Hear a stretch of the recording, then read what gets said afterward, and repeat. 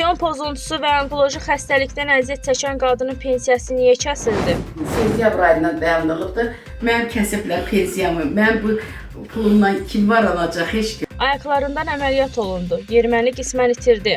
İndi görürsünüz də nə vəziyyətdə damarlarım zaten hamısı çıxıb. Bundan yeriyə bilmirəm, ancaq əsayla gəzirəm, gəzəndə də 5-10 dəqiqə. Çarəsiz qalan qadın qonşuların verdiyi qidalarla ayaqda qalmaq üçün mübarizə aparır. Fərz elə bir dilənirəm, utanıram, mən savadlı qadın olmuşam, illərlə bu dövlətdə işləmişəm.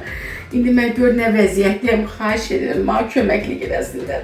Dəfələrlə müraciət etdi, lakin işinə baxılmadı. Hər yerə müraciət eləmişəm, getmədiyim yer yoxdur. Bəs heç kimi olmayan, xəstəlikdən əziyyət çəkən tənha qadın kimə müraciət etməlidir? Mən prezidentimdən xahiş edirəm ki, mənə kömək eləsin. 102 Xəbər Info və Inform Xəbər TV olaraq biz şikayəti işıqlandırdıq.